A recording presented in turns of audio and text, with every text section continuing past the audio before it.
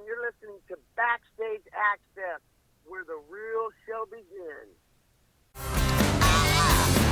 Come alive when I reach for the... We're here with lead singer Jeff Keith of Tesla. Tesla are one of the most enduring rock bands to come out in 1980, selling a string of multi-platinum albums. Recently, the band has released a terrific new album called Five-Man London Jam. Welcome to Backstage Access, Jeff. Thank you, Gus. How are you doing with all that's going on right now? Well, I'll tell you, just like anybody else, doing our best,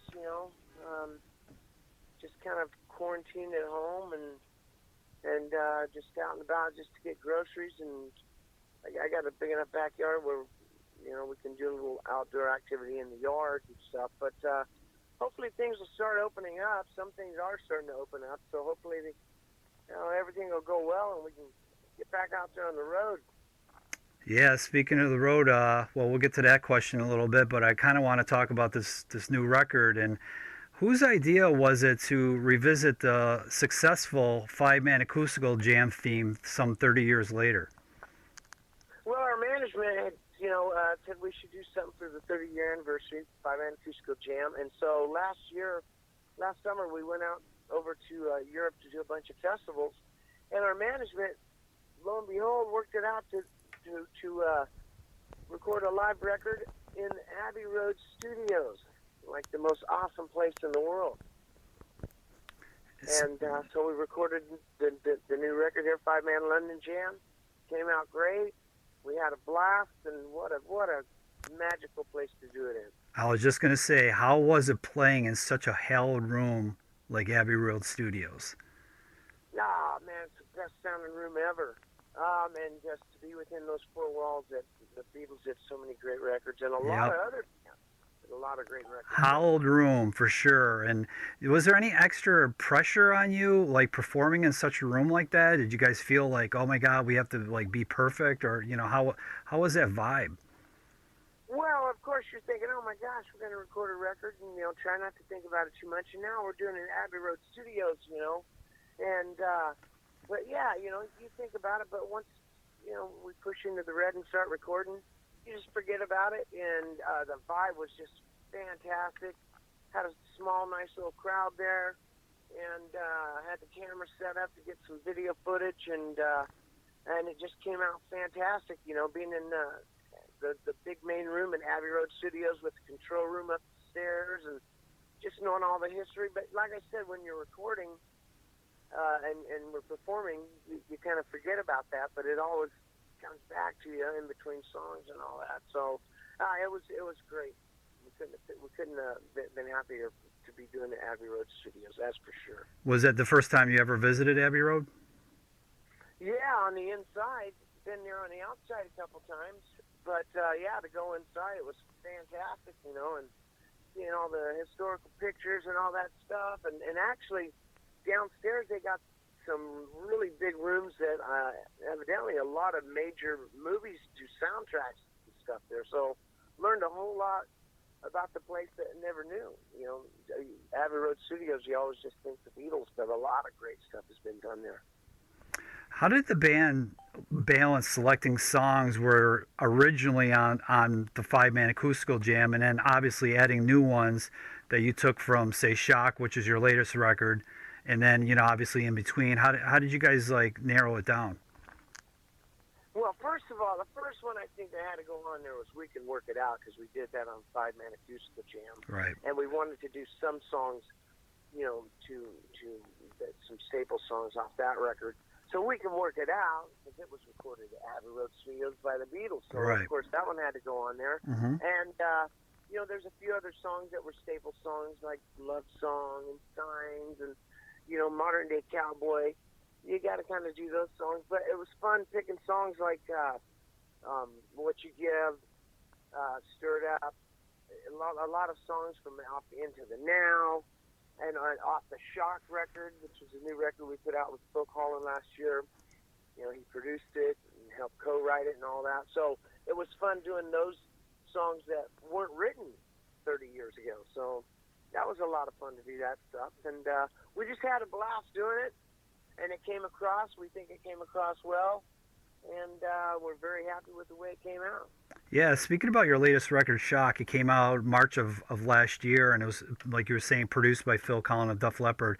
Talk about the relationship that you guys have with Phil and how he was the choice to produce the record. Well, they've been our big brother since '87, '88. We went out and did the entire Hysteria tour with them in the round, Mm-hmm. which was the stage in the center of the arena. And so they were our big brothers, took us under their wing and kind of really showed us the ropes and stuff on how to, have a lot of times opening bands are cut with this and you don't get to use that and you can't go there. They just let us go anywhere on the stage and taught us that with an opening band, you want the whole entire show to be great.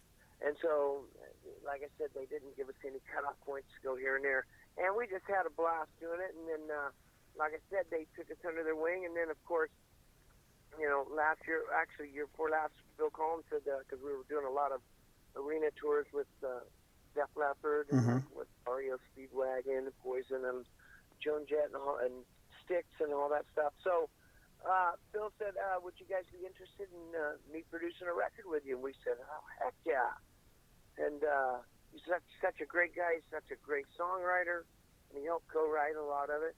And, of course, everything he knows about recording, working with Mutt Lange and all the things that he's learned. And we just had a blast doing it because usually with Tesla, we'll do a song and we'll finish the song in the entirety until we figure we've got it, what they call in the can, and then we'll move on to the next song. So with Phil, it was exciting and fun because we bounced around from song to song. Like I'd come in and sing the chorus on a particular song, and we'd jump over to the verses of another particular song, and then go, all right, well, let's jump over here to this song and work on the bridge or something, So it was fun in that way because, like I said, with Tesla, we usually stick on the song until we're done with it.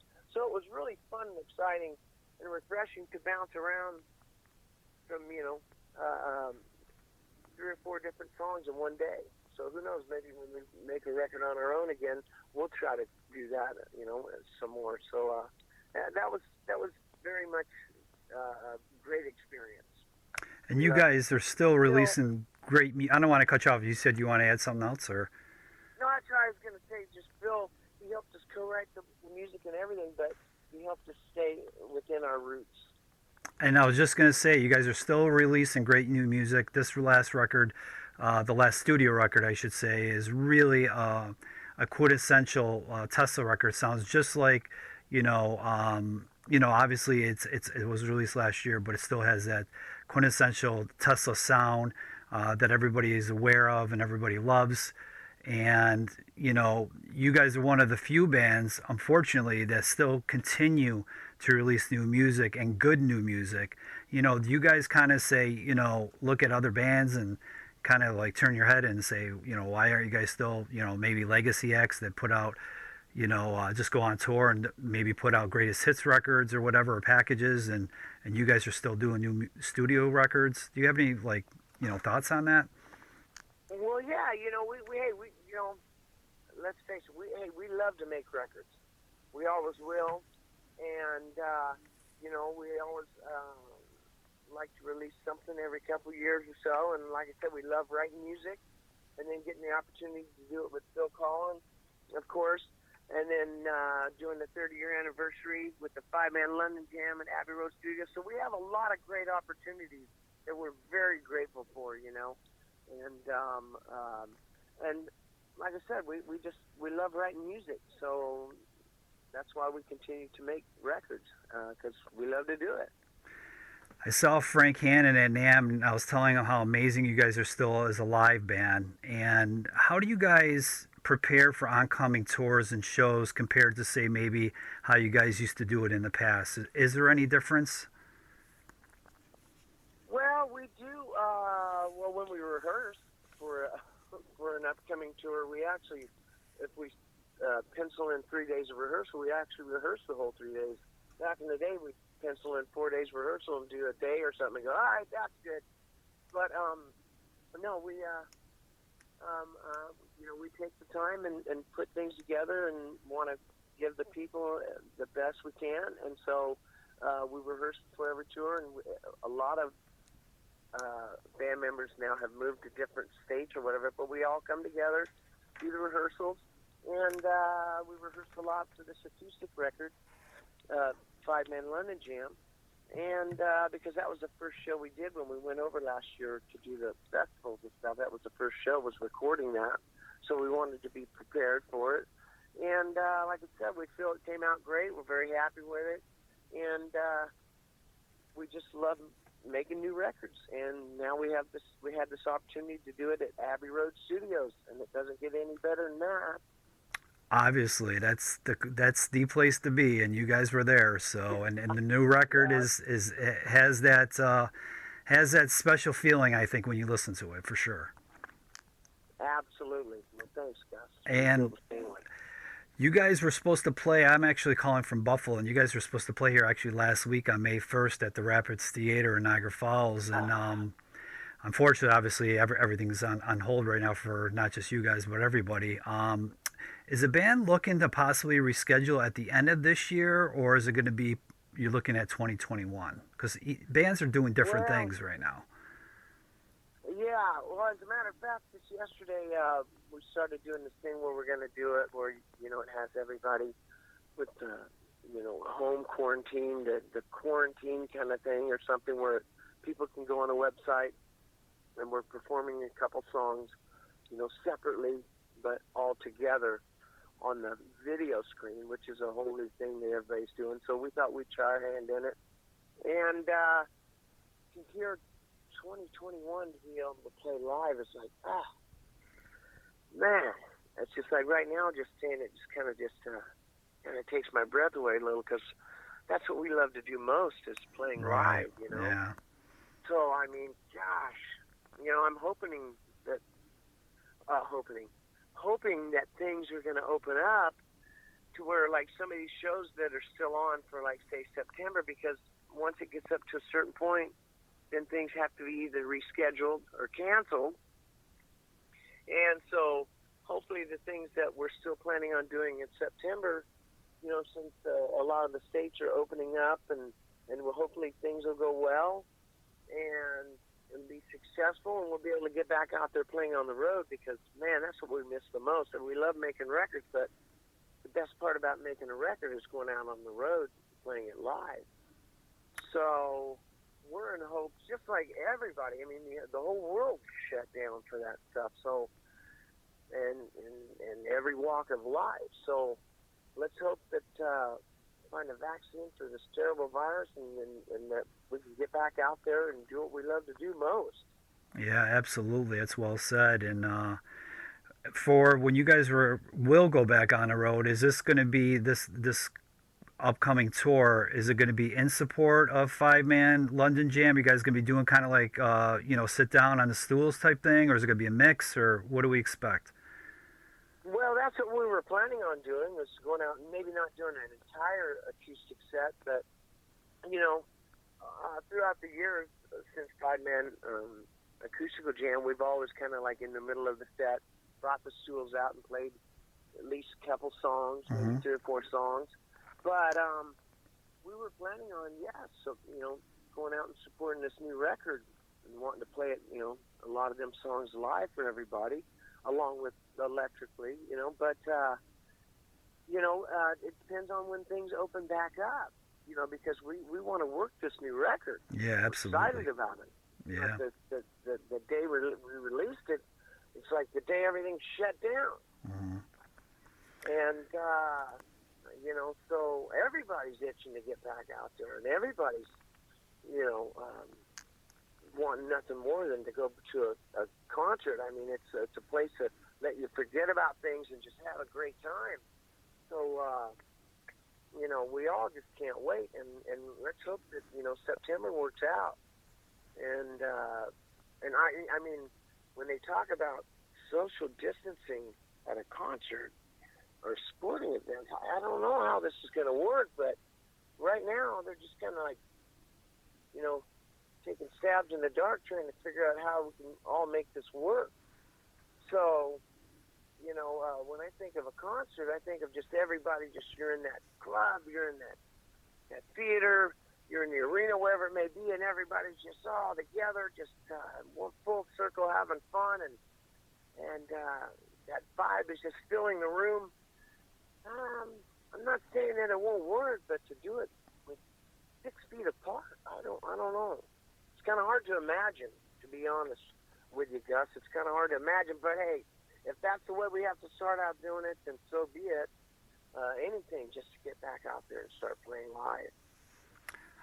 I have to ask you because we're all kind of, when this kind of happened and we all had to do social distancing, self-isolating, or whatever you want to call it, a lot of us have been taking on or learning new things or saying, hey, I'm going to get to this finally or whatever. So how have you occupied your time during these last few months? I'll tell you.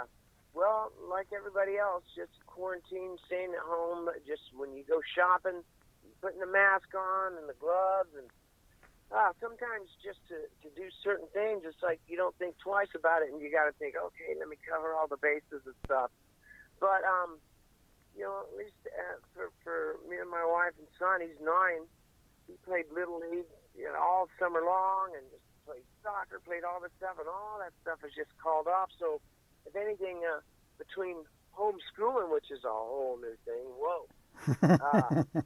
it was tough enough going through school in the 60s and 70s for me. So to come back to that stuff and try to help homeschool and teach our son, it's like, whew, man, it's quite a task, and doing our best. Everybody's got to do it, and we try to knock some balls around, get the baseball bat and the glove out, and try to do our own little home run derby. He's 9 years old, our son, so pull the dirt bikes out. We got enough room to at least do some laps in the backyard, and because all the parks, everything is shut down. Yeah, So, it's tough.